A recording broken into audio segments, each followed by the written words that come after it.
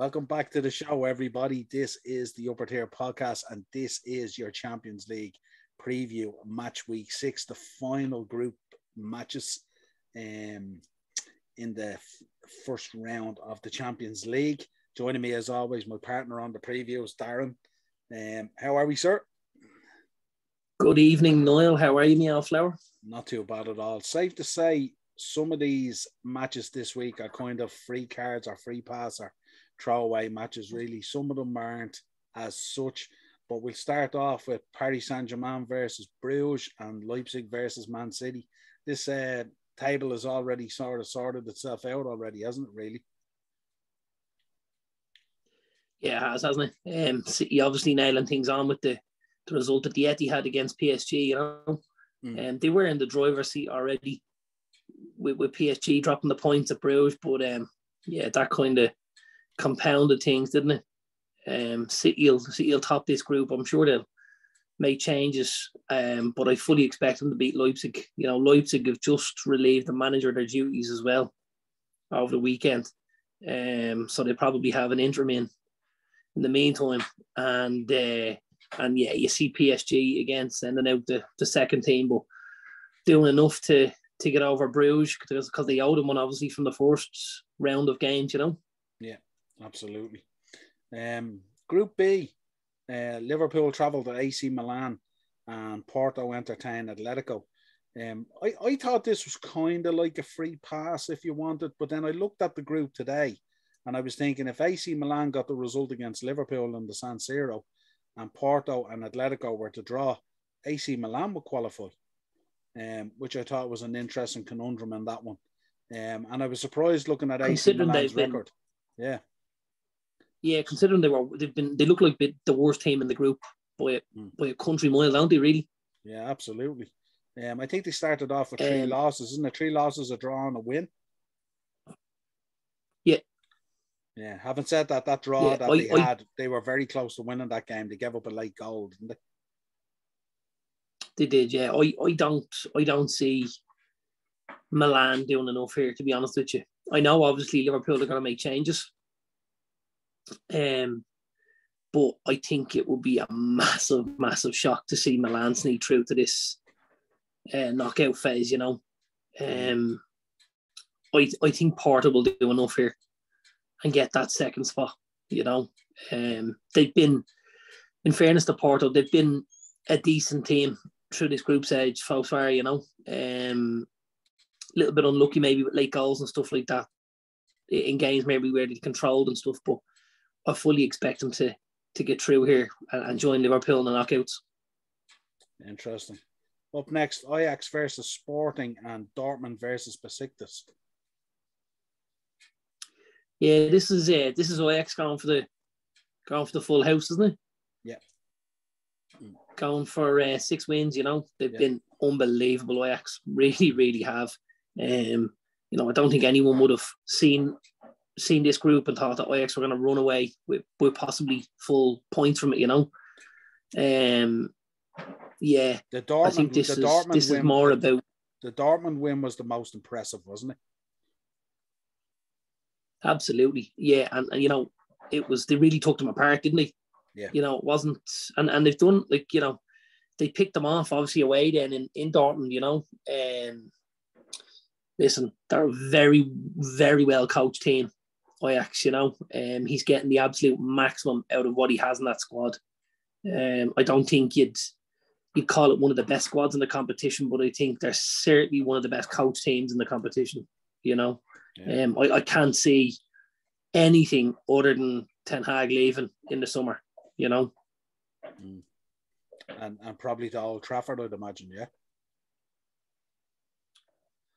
I would be absolutely delighted if he decided to board a plane for Manchester. Yeah, there's a bit of that going on. Yeah. With Ralph above him and, you know, him in charge, I think it would push us in a direction that maybe we've lacked over the last couple of years, you know. But you know, I think all the balls are still up in the air at the minute where he'll end up. You know, I think Barcelona would love him, wouldn't they, as well? I know Xavi's just gone in there, but I don't know what. Listen, I look at Xavi as a fabulous footballer, but that doesn't always mean you're going to be a top manager, you know, and vice versa, you know.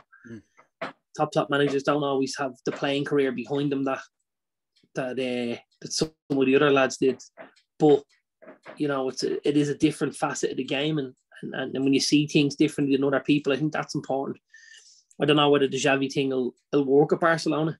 I'm not saying it won't work, but I don't know. I'm a little bit skeptical at the minute, if I'm honest, you know. Yeah.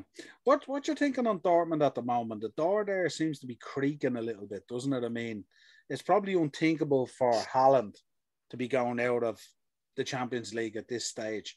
And also, it was interesting, the remarks by Jude Bellingham at the weekend.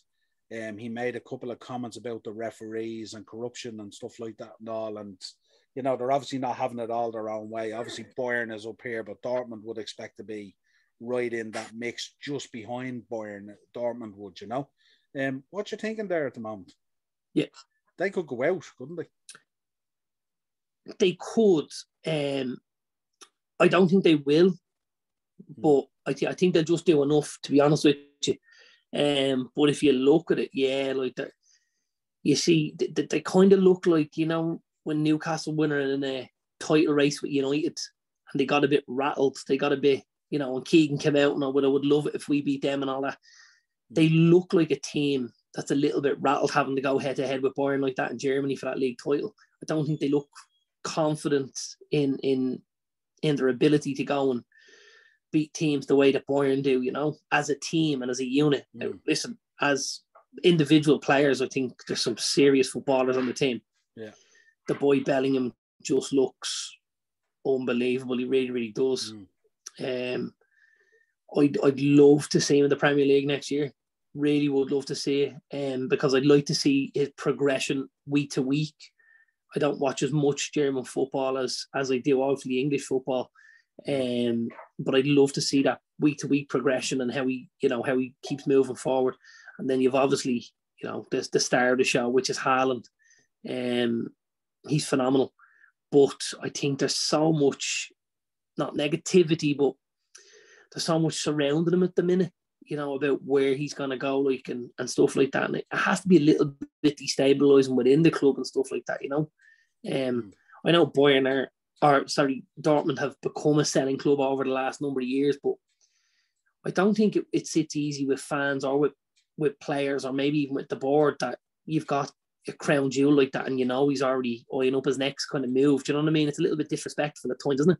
Yeah, I suppose the contract would have been structured that way anyway, so it's not a shock to them in any way, but it still doesn't sit well with them. And they've an absolutely fantastic fan base, you know what I mean? It's very loyal fan base there, very similar to Liverpool's and stuff like that, you know. Let's move on. Group D, yeah. Real versus Inter and Shakhtar versus Sheriff. Yeah, our boys Sheriff have just hit that rocky patch, which we kind of thought they might, you know. They started off like an absolute train. I think this is going to be tough for them.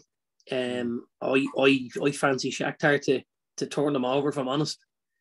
Yeah, I just think they went a little bit. It's kind of a free pass, isn't it? Because Sheriff, they've already qualified for the Europa League, basically, in third spot. Because yeah, Shakhtar are dead and exactly. buried. And I don't think... Yeah, go on. They are, but I think, again, it's about that going back to your fans and saying, listen, we put the effort in that was, albeit late, was something that we tried to do, was, you know, put the right kind of effort in. They've got to go back to their fans, and I don't think they'll want to go back there having been beaten, you know, by Sheriff and rooted to the bottom of that table. You know, I think if they can go back with a win, it'll at least make things a little bit sit a little bit easier with the fans and stuff like that, you know. Who do you reckon tops the group here? Do you think Inter can beat Real?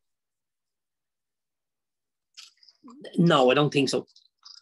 I don't think so. Real have been in decent form. Not spectacular, but decent, you know.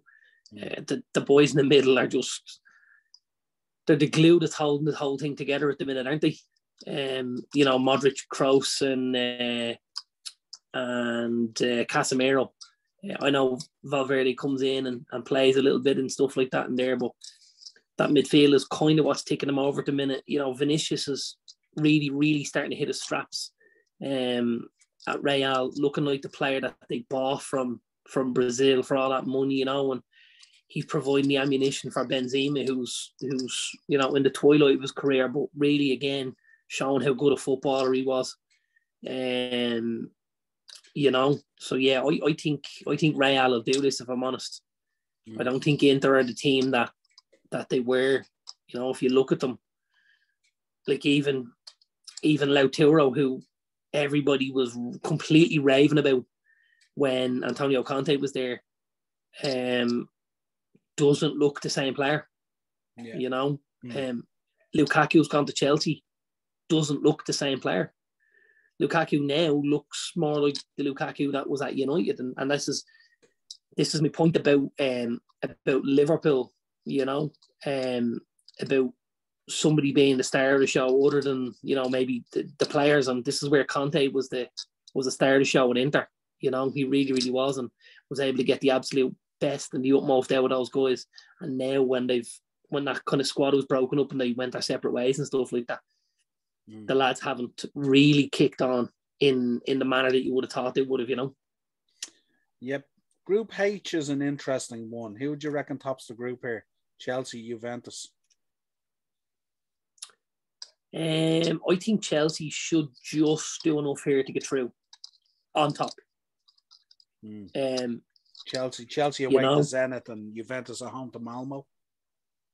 Yeah, I'd expect both of them to win, if I'm honest. They did struggle against Zenit, though, didn't they? In the home game. They did. And now if you're factoring in those injuries... they've also just come off that defeat. Yeah, but they've also just come off that defeat at West Ham, and I don't think Tuchel likes defeats. I think he'll like to try. He'll try and get back on that horse straight away. I wouldn't be surprised to see a fairly strong team for a side that's, you know, going to be, that are guaranteed a space in the next round. You know what I mean? I think it'll be strong enough. He'd want to I top think the group. He'll look to try and boost confidence there, huh? He'd want to top the group. I think so, and I think he'll want to try and, you know, build a bit of confidence with some of those lads. You know, Werner needs goals, needs games. Lukaku needs goals, needs games. Ziyech needs goals, needs games. I wouldn't be surprised to see that as a front three. Lukaku, Ziyech, and Werner. You know, just to get things firing on all cylinders from an attacking point of view. I think they could deal with that coming into that busy Christmas period in the Premier League and stuff like that. You know. Yeah. Group E for me is probably the most interesting one. We know Bayern Munich are through anyway, and there was no doubt about that. But there's an interesting conundrum here now that if Barcelona lose and Benfica win, Benfica will go through and Barcelona will drop into the Europa. Now, Bayern Munich are playing Barcelona and Benfica are playing Dynamo Kiev. Bayern Munich would probably like nothing more than to probably dump Barcelona out at this stage, would they, into the Europa League and get rid of one of the traditional big giants in it, out of the tournament. Yeah. Do you see a case 100%. Where that happens? Yeah, like I call this, I think, match week 4, possibly 5, that I didn't think Barca were getting through this group. I think they'll end up in Thursday nights. We fully expect Benfica to go out and get a win against Kiev. You know, and I think Bayern actually might enjoy trying to do something to Barca, put a couple past them. Because, you know, Bayern have been on the end of a couple of big defeats down the years to Barcelona, you know.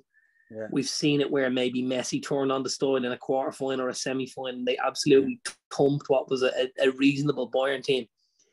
I think Bayern are going to enjoy putting Barcelona to the sword and dumping them out into Thursday night football, if I'm honest.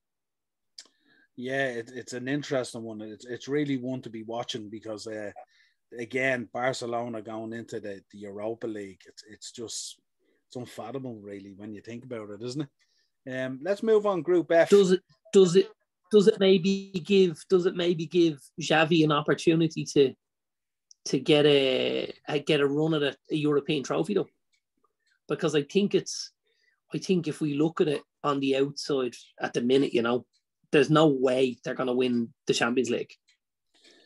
But but if they go down into that secondary competition, and if he could get them to win the trophy again, it's a confidence booster. You look at Chelsea winning the Europa and the following season winning the Champions League. It's happened before on a couple of occasions. So I mean, it's instilling a bit of confidence in that young team at Barcelona, isn't it? And I think it's something they might take very, very seriously if it does happen. Yeah, well, I suppose looking at their league form as well, they're trying to figure out what's really left for them and salvaging something out of this season. But I don't know, it might instill a bit of confidence in the youth. But to me, putting the Europa League into that trophy cabinet, it's really a doorstop, really, isn't it? In reality. Let's move on. Group F, Man United, Villarreal, Atalanta, and Young Boys. Yeah, this is sort of a dead rubber for United, But I think we're bolstered by the fact that Ralph has just obviously entered the building, and I think this is going to be another opportunity for him to hone some of those tactics. We're home against Young Boys. Young Boys certainly haven't been the whipping boys that maybe we all thought they were going to be. They put up a decent fight in a lot of the games they played in, and let teams know that they were up for it. I think United will win this. I don't necessarily think it's very important. I think keeping the momentum going is more important than the win. But I think Ralph will target this and just think it's another game that he has an opportunity to maybe get a clean sheet, to score a couple of goals, to try and get guys games. I wouldn't be surprised at all to see Donny start this. Yeah, I wouldn't be at all surprised. Yeah, it's an opportunity for him to look at players, isn't it? Yeah, look at players. Yeah, absolutely. Maybe see Anthony Elanga from the start. He brought Elanga on at the weekend. I think we'll possibly see Elanga start, and I think we'll see Donny van de Beek start, possibly Nemanja Matic and stuff like that. Obviously, giving Fred and McTominay the night off with the league game coming up the weekend. I still there'll be a few changes, but I don't think they'll be wholesale. And again, I think it'll be more giving guys an opportunity to put their name forward for a game on Saturday, rather than we're just going to rest the whole team type thing. Do you know what I mean? Yeah, I think with Rangnick, I'm looking at it and I'm thinking he's going to kind of find, similar to what Klopp does. Obviously, Tuchel is slightly different because he has an abundance of riches normally available to them if they're not injured. But I think with Klopp, he'll find that sort of core 14 or 15, and that will be his group.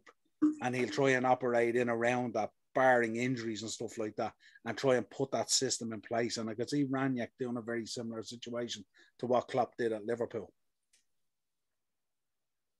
Yeah, absolutely. Yeah. I think the nature of the tempo that he plays at, I think he'll have a slightly bigger squad. If you look at what he did at the weekend, it was those and what players he made the substitutions in. It was the players who played higher up the pitch and pressed more that actually got the rest. The likes of Rashford, Fernandes, and Sancho. Because obviously they're the guys. He spoke about it after the game, and he spoke about how Sancho and Fernandes play in the position that are the most fundamentally difficult and the ones you need to be, as busy as possible in the formation he played, which was the 4-2-2-2. So he did speak about both of them, and they were both hooked, Sancho earlier than Fernandes. But I think you're going to see guys, especially in the first few weeks under him, where they're being asked to do so much more than they have previously, and maybe then you're not going to get as many minutes out of them as you'd like, but they'll build up to something. Yeah, he'll find out pretty quickly who's good enough and who isn't, won't he? Villarreal and Atalanta. Yeah, absolutely. Yeah, it's a tough one. It's a really, really tough one. Atalanta have kind of let me down a little bit in this. I expected a little bit more from them, if I'm honest. I thought they'd have been not home and hosed in qualification here, but I did think they'd have been a little bit better than they have been. Yeah. Would you agree? Yeah, I find with them that they were sort of. It was like they were nearly half in, wasn't it? They weren't really at it, like, you know what I mean? There wasn't that killer sort of. They kind of flatter to deceive a little bit, don't they? Yeah. And I expect them just here and there to be a little bit better than they were. But listen, they've lost a couple of players since last year, obviously, and maybe not the exact same side that we saw and stuff like that. I think Villarreal are a little bit better at the back than Atalanta are. And I think they've enough going forward with Danjuma and obviously Jared Moreno and stuff like that, to say that this will be. I feel like Villarreal should be confident enough here. I think they'll do enough to nick that second place, won't they? Yeah, I think Emery will certainly have them well organised, won't he? And I just think, I don't know, I look at both sides and I see a kind of a patience and an organisation to Villarreal. I look at Atalanta and at times I see chaos. And I just don't know whether they'll be able to hang. So that's a really good analogy, because you've summed it up there very well, and that's down to the managers, isn't it? Yeah, absolutely. We round out them with Group G, which I think is the most fascinating group probably to watch this week, in terms of it's so tight between 8 and 5 points between the four. So you have Lille, Salzburg, Sevilla and Wolfsburg 8-7-6-5, and it's this one's going to be really interesting. I don't know how you even separate this, because you've got Salzburg playing Sevilla and you've got Wolfsburg playing Lille.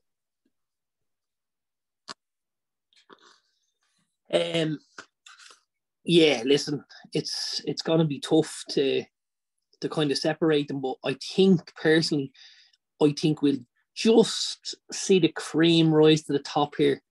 I think we're going to see Lille and Sevilla get the wins that they need here to just get them through in first and second in the group. I think, now listen, it's going to be two very interesting games, two tough nights at the office for both of them.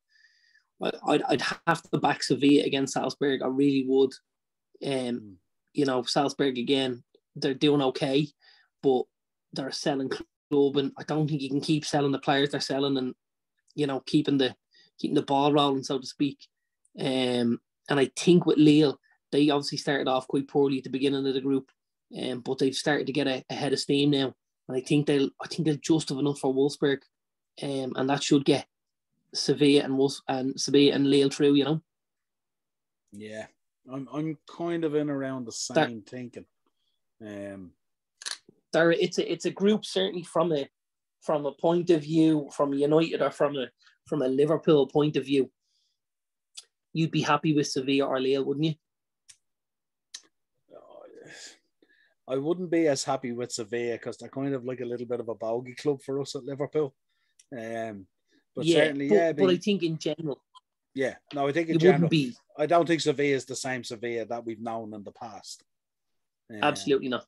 And in this group here, funny enough, you could see potentially two teams where we could end up drawing them, looking at the way the group is shaping up and what teams are coming in and out potentially, But yeah, that will be a group that we'd have to keep an eye on, but certainly a very tight group. And this could be a group that, depending on how results go, could absolutely flip right on its head.